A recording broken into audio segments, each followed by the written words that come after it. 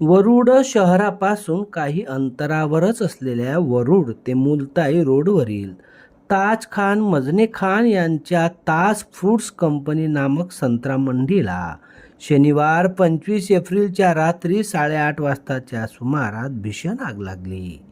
या आगीत मंडीतील कोटी रुपयाचे प्लॅस्टिक प्लॉट्ससह इतर साहित्य आणि संत्र्यांचे मोठ्या प्रमाणात नुकसान झाले आहे.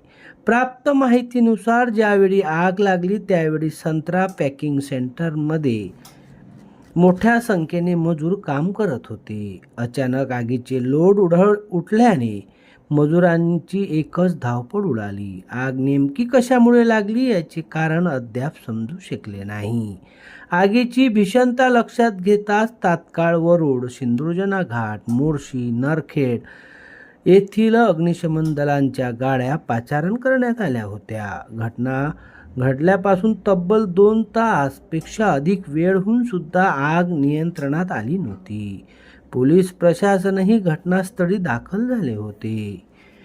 रवींद्र इंगोले, अध्ययन समाचार लाईव्ह, वरुड.